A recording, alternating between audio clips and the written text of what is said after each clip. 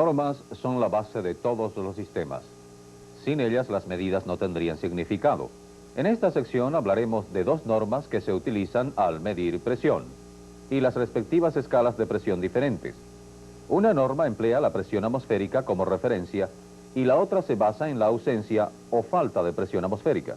Pero primero hablemos de qué es la presión atmosférica y cómo se mide. Por muchos años, nadie podía verdaderamente probar la existencia de la presión atmosférica.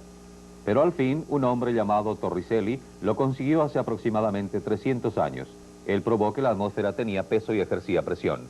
Torricelli preparó una demostración usando mercurio, un tubo de vidrio y un recipiente. Primero, vertió mercurio en el recipiente. Luego, llenó el tubo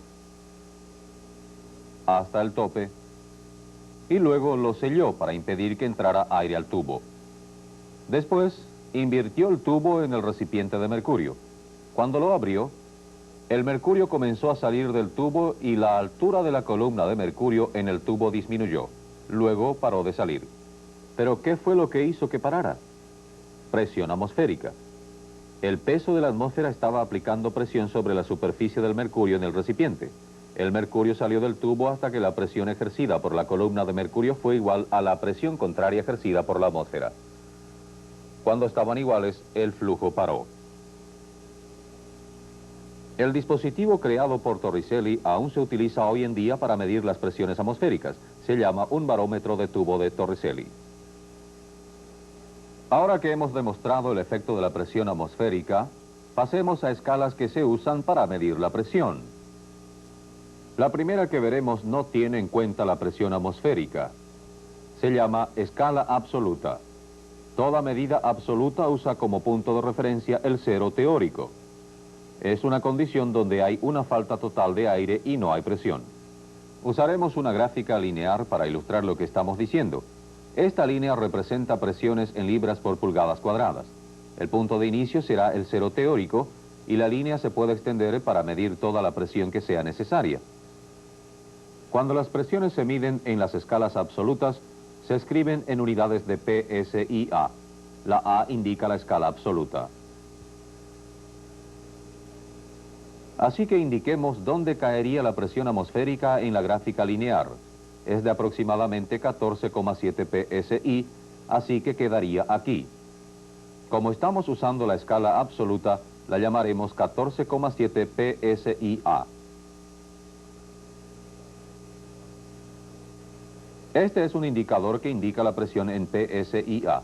No está conectada a una tubería de presión, así que está indicando solamente la presión atmosférica. Como pueden ver, está alrededor de 14,7 libras por pulgada cuadrada. Ahora bien, hablemos de la segunda escala de presión. Esta se llama presión manométrica. Aquí tampoco está conectada a la tubería de presión, así que debe indicar 14,7, pero no es así. Indica 0.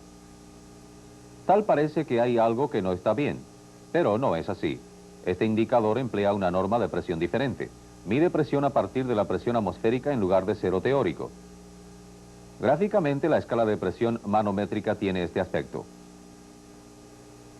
Nuestro punto de inicio es la presión atmosférica, así que la escala comienza aquí y se extiende todo lo necesario. Cuando las presiones se miden en el manómetro, se escriben en unidades de PSIG. La G del inglés, gauge, indica el manómetro. Como pueden ver, en la escala manométrica, la presión atmosférica es igual 0 PSIG. 14,7 PSI-A también es igual a 0 PSIG. Se puede convertir de una escala a la otra porque la unidad, libras por pulgada cuadrada, es igual en ambas escalas. Hay fórmulas que describen cómo se convierten estas unidades de una escala a la otra. La presión absoluta es igual presión manométrica más presión atmosférica.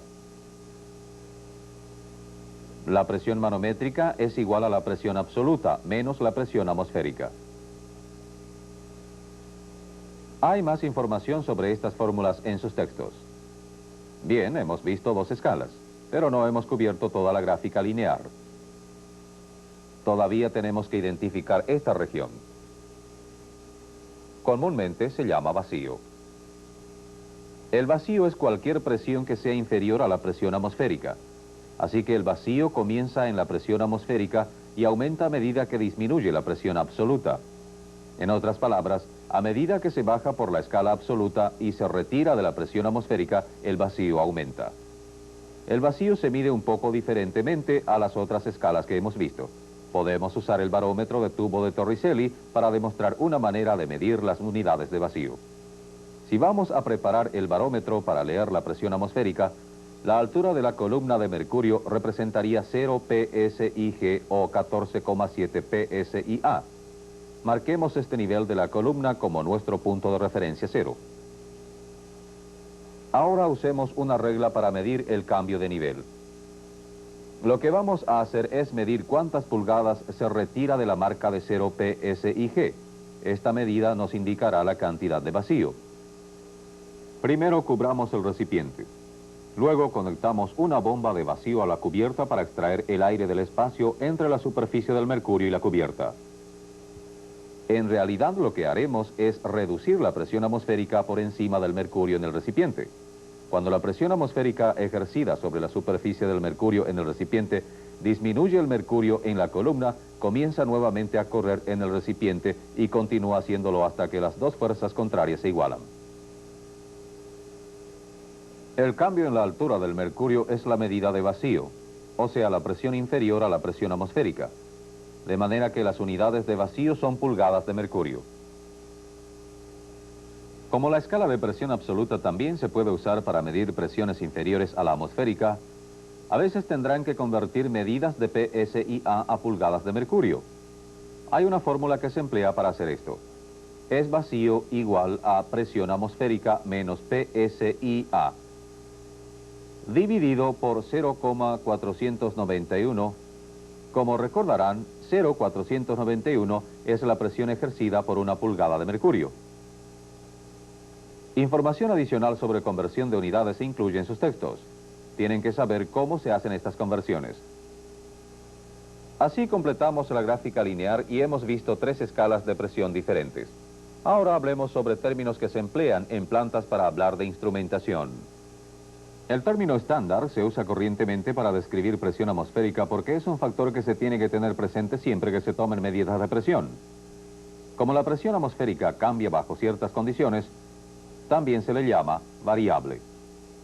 Además de estándar y variable, oirán términos tales como procesos y variables de procesos usados para hablar de condiciones de la planta.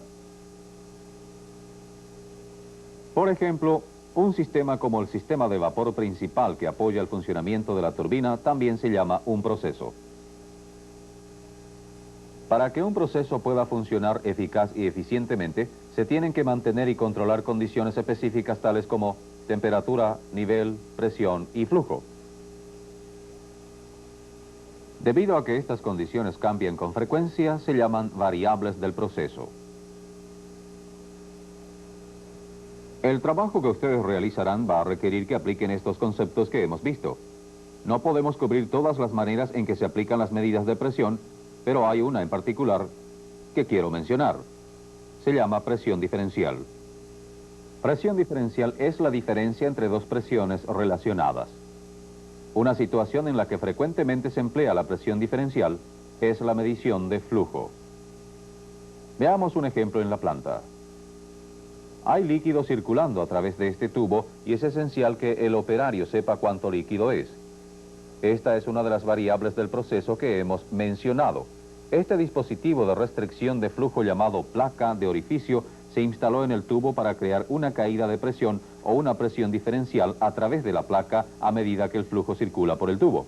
Cuando el flujo está en esta dirección, se desarrolla una presión un poco más alta aquí, a medida que el flujo corre por el orificio.